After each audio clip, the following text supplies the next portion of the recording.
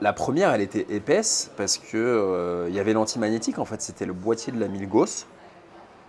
Et du coup, tu avais une cage en fer doux qui encapsulait le mouvement et il fallait un boîtier plus gros. Donc en fait, ils ont repris le boîtier de la Milgauss dans Air King. Et celle-ci, elle a plus l'antimagnétique qui sert pas à grand chose. Parce que celle-là, c'est le nouveau mouvement. Et du coup, je crois qu'il y a une spirale en silicium, en spirachrome, pardon, chez Rolex. Et du coup, je crois que c'est plus utile d'avoir la cage. Et je pense que c'est pour ça qu'elle est plus fine. Je ne veux pas dire de bêtises. Hein, je suis Donc pas ce qu'ils sûr, ont mais, changé, c'est le mouvement, qui doit être un 70 heures de réserve de marche contre 48. Je pense qu'ils ont changé aussi ça, à vérifier. Tu as le fermoir, il est différent. Tu as vraiment un vrai fermoir professionnel, alors que l'ancienne, qui était aussi une professionnelle, on oublie souvent que l'Air King, c'est une pro. Mais l'Air King, c'est une pro. C'est vrai que celle-ci ressemble plus à une pro, puisqu'elle a un fermoir pro, avec la sécurité, et puis elle a un protège-couronne qui rappelle les GMT, les subs et autres professionnels. Donc ça, c'est... L'ancienne avait le fermoir de la Oyster. Ouais, exactement. Elle avait exactement le fermoir de l'Oyster Perpetual, de l'OP. Donc il y a un fermoir basique, qui est finalement le même fermoir que celui de la Datejust, sauf qu'il est... il n'est pas poli miroir au milieu, et il n'y a pas le signe Rolex qui ressort. En fait, il est gravé, et il n'est pas en 3D. Donc il est un peu moins prestigieux, un peu moins cher à fabriquer aussi. T'es un peu à contre-jour, t'as un truc pour régler ça? Ah, faut qu'on change de place. Ah, t'as enlevé 0 maillon là. 0 maillon. Ah, il n'y a pas beaucoup comme ça. Hein. Aucune montre en général chez AD, j'enlève 2 maillons. Toujours le 40 mm. Le petit 0 à côté du 5 qui a fait son apparition. Qui, selon certains, équilibre le cadran. Je sais pas ce qu'ils ont changé d'autre. Mais c'est vrai que le protège-couronne, il n'est pas trop gros, il est assez fin, il ressort pas trop. Puis il y a la couronne de remontoir qui est un peu plus grosse que sur une Datejust ou une OP.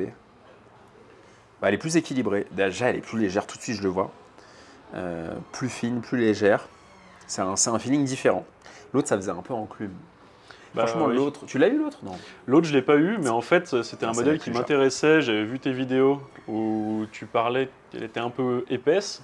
Et effectivement, je l'avais essayé chez un vendeur du gris et elle était épaisse.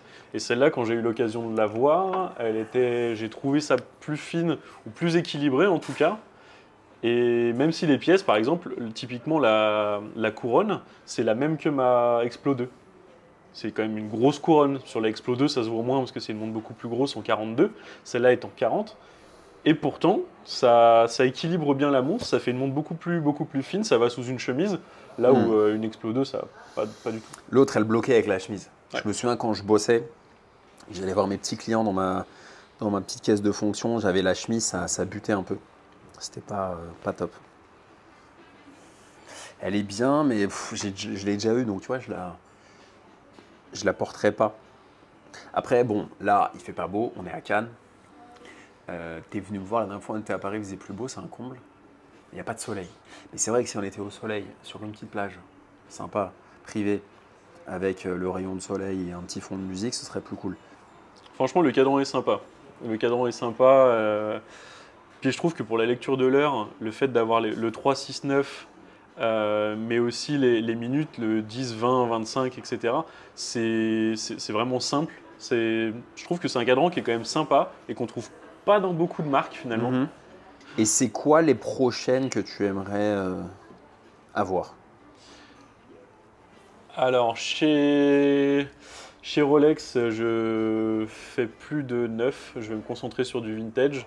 Donc j'aimerais bien une Submariner 5513, donc en cadran peint, parce que c'est un réel intérêt, et puis je les trouve magnifiques à la lumière, elles ont souvent des belles patines. Après, en modèle récent, moi ce serait une Royal Oak Offshore là, que je suis en train d'attendre, et une Bulgari Octo Finissimo, alors soit en carbone et or, soit classique en acier. Tu peux filmer là ce qu'on voit? Parce que je crois que t'es pas venu les mains vides, il y a autre chose. Alors ça, on en parlera dans une autre vidéo. Tu peux m'en dire deux mots? Alors ça, c'est une Bulgari Octoroma. Donc en fait, c'est la petite sœur de la Octo Finissimo. Donc elle est un peu plus épaisse que la Octo Finissimo, mais ça reste une montre ultra plate. Ouais.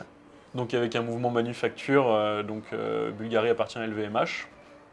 Donc ça fait partie de la maison. Et là, on est sur un modèle Octoroma, donc fond bleu, avec sur un bracelet rubber bleu. Et cette montre, ça a été mon coup de cœur. Je m'attendais pas, je m'intéressais pas trop à la marque Bulgari. Et je suis tombé dessus, j'ai eu l'occasion de l'acheter, et depuis, je fais que porter celle-ci. Ok. Et l'Air King, qu'est-ce que t'aimes et qu'est-ce que t'aimes moins sur ce modèle-là? Alors l'Air King, ce que j'aime, c'est qu'elle est simple. Moi, je cherchais un modèle, soit un Oyster Perpetual, soit une Air King, parce que je voulais un modèle très très simple et très très épuré.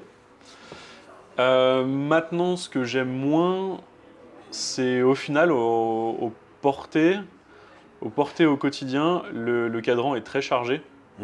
C'est vrai. Et au final, moi, j'aime bien les montres très très très sobres.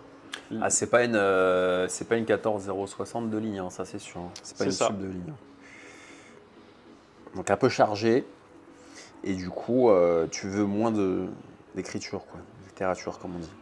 Voilà, c'est ça.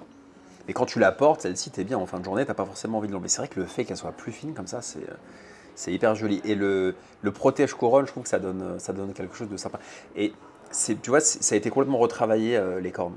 C'est beaucoup plus aiguisé, beaucoup plus pro. Avant, c'était beaucoup plus arrondi, un peu comme l'Oyster Perpetual. Donc je trouve que le feeling est assez différent. Donc dites-nous ce que vous en pensez en commentaire. Si c'est une montre que vous aimez, je sais qu'à l'époque, l'ancienne référence, elle avait été complètement boudée. Et puis après, il y a eu une petite hype, les gens l'ont trouvé sympa. Mais ça a permis un peu de réconcilier ceux qui n'aimaient pas l'ancienne référence 116 900, il me semble, si je ne dis pas d'idiotie. Mais dites-nous ce que vous en pensez en commentaire. Je vais vous montrer un peu plus proche. Tac, merci. Elle a aussi l'EasyLink. Je ne sais pas sur la référence précédente si Ah, elle t'as l'était. l'EasyLink? Ouais. Ah, oui, elle l'avait aussi. Alors, ça vous plaît ou pas? Je trouve qu'elle paraît, tu vois, je vais te dire un truc, elle paraît plus grosse. Alors ça, je sais pas pourquoi. Mais c'est un 40, elle paraît plus grosse qu'une sub 40 un peu vintage. Ou qu'une, je vois, j'ai essayé par exemple l'Explo 2, une Explo 2 de 2004 cadran noir. Et elle paraissait plus fine que celle-ci. Je parle pas en termes de finesse, mais là, tu vois, quand on regarde comme ça, elle paraît grosse. Pourtant, j'ai un poignet mouse. Je sais pas à quoi c'est dû. Je pense que c'est le protège couronne. Honnêtement, ça change beaucoup la carrure de la montre. D'accord. Ouais, Après, voilà, ils ont gardé l'essentiel, le Rolex en verre avec l'aiguille de la trotteuse en verre. La couronne Rolex en jaune, c'est ce qui faisait un peu la spécificité sur ce modèle-là. Et franchement, ça reste une montre du quotidien qui est très belle. Maintenant, effectivement, la référence précédente était pas mal boudée. Celle-là, pour l'avoir en boutique, ça a été très compliqué, parce qu'apparemment, cette référence-là, la nouvelle, a été énormément demandée suite à Watches & Wonders, là où elle a été annoncée. D'accord, ok, contrairement à l'ancienne. Ok. Bon, bah très sympa. Écoute, je suis content. Je l'avais pas vue. Ça me permet de l'essayer et de confirmer qu'elle est beaucoup mieux que l'ancienne. Moi qui ai porté l'ancienne depuis 2019. Là, je la porte plus vraiment depuis 2 ans, mais 2019-2022, quand j'ai changé en mai 2022, je la portais quasi tous les jours. Et franchement, celle-ci, je sens tout de suite la différence. Merci les amis. À très vite pour une prochaine vidéo. Salut.